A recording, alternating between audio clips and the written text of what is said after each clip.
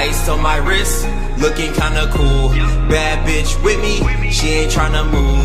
Niggas staring at me, what you tryna do? Got me looking at my watch, and it's time to do. Top 10 best decks post Soul Fusion. Let's get into it. Before I get to the actual video, you guys already know, 1 is not better than 10. 10 is not better than 1. These are just a conglomerate of decks I believe will be good post the Soul Fusion meta, which has already happened. So let's get into it. Without further ado, let's begin. Number 10, Masked Heroes, or Hero Variants. This deck is very powerful simply due to the fact that you have Dark Law controlling the board. In my build specifically, you can make a 1-card Dark Law via Biome by sending Mally, going into ISO, and bringing out your Dark Law with ISO by special summoning a Shadow Mist from your deck.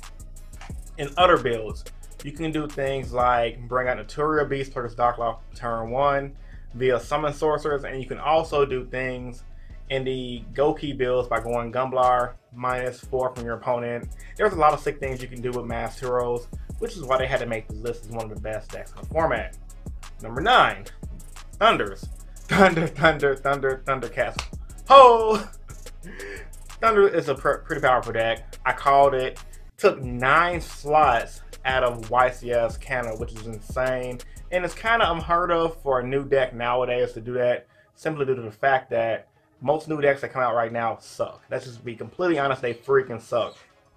What Thunders do well? They bring out literally a fat monster that's 2800 beater, just like Thunder King Ryo. Completely shuts off the board, completely stops your opponent from doing anything. So with that being said, you know, Thunders had to make this list because they're a very powerful deck. It stuns the opponent. A lot of their monsters can be used on your opponent's turn. There's just a lot to love about this deck. And I'm pretty sure with time it's only going to get better. Number 8, GOUKIs. A deck that's we're already familiar with the format. The deck is very powerful for what it does.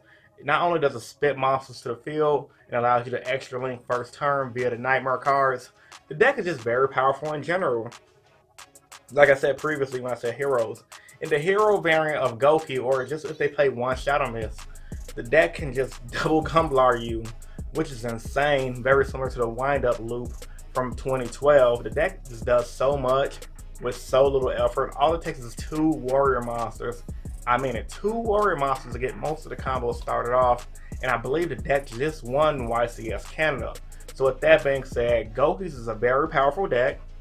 You don't sleep on it. I'm pretty sure it's going to get hit eventually, but if you guys want something powerful to play, pick it up because it's going to be a really great deck going into the new meta. Number 7, Dangers. Another powerful deck coming out of Soul Fusion and set prior to Soul Fusion. What does Dangers do? It can FTK, it can span the field, it has link plays, amongst a whole bunch of other things. The deck is all powerful right now. Jeff Jones posted on Facebook why the deck is powerful via an FTK via Cannon Soldier, Looping Firewall Dragon.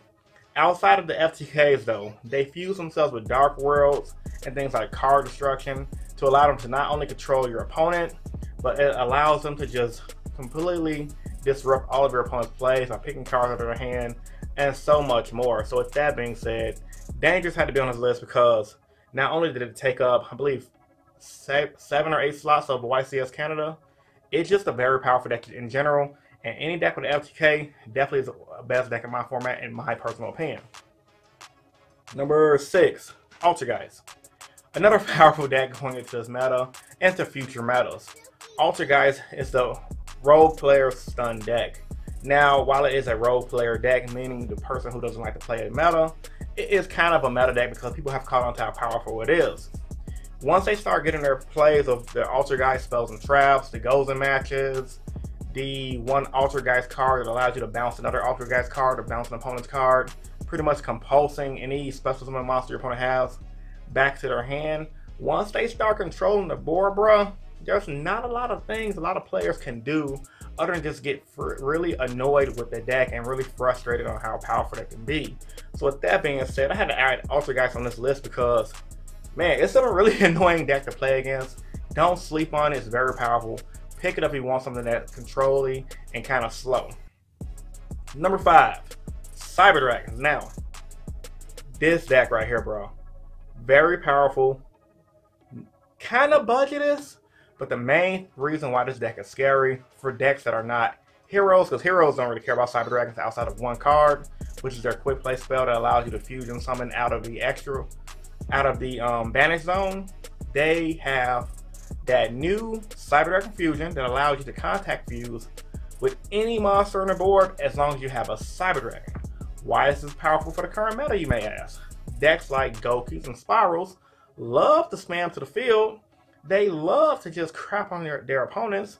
They love to do a lot to just troll people, just, if that makes sense. So, you know, with that being said, I had to add Cyber Dragons on this one of the best decks in the format because it has OTK potential.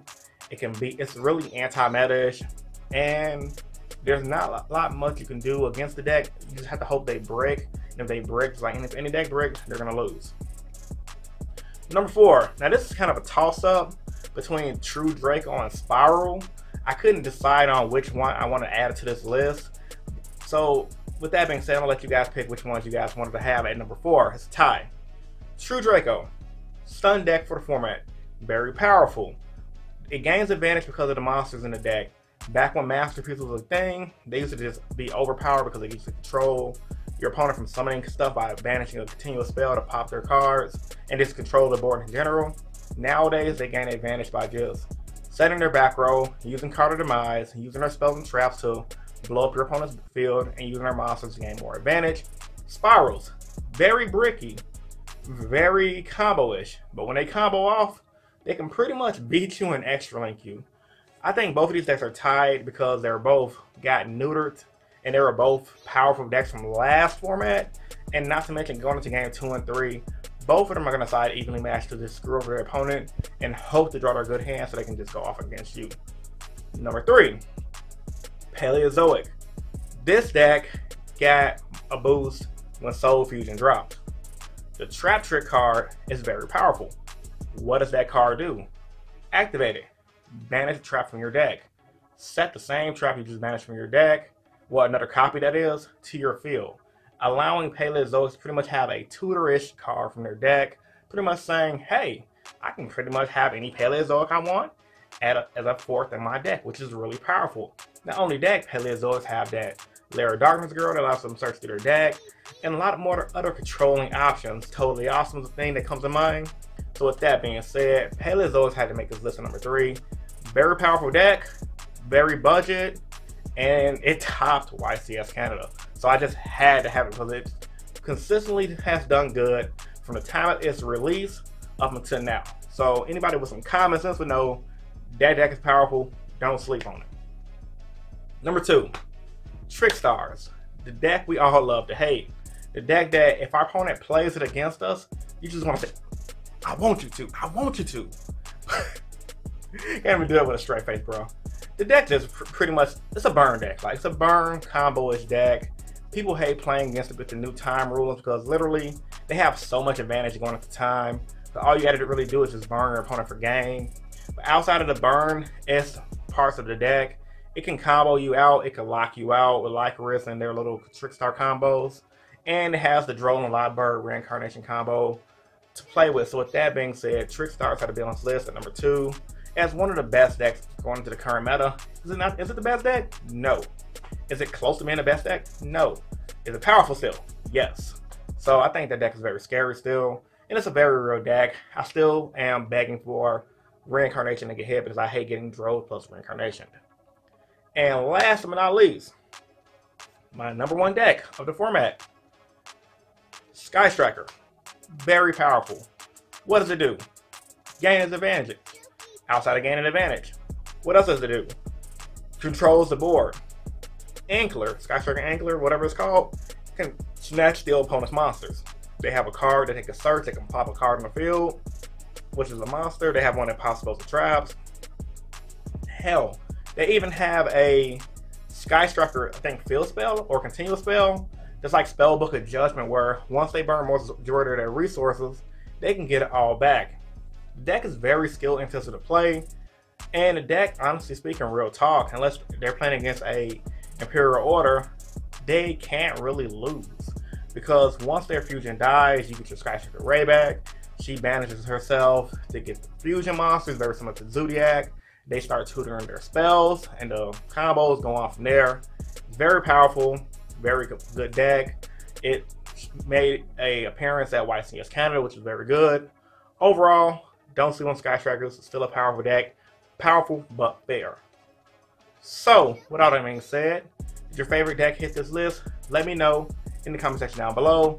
And if there was a deck you guys felt like should have been on this list, also let me know that as well. If you loved the video, leave it a like. And also, if you're new here, hit the subscribe button for more Yugioh content. I upload 2 videos a week. Fridays are my vlogs at 9 AM, and Saturdays on 9 AM is my top 10. So with all that being said, once again, this is Chris from InnovationYGO, and I'm signing out. Peace.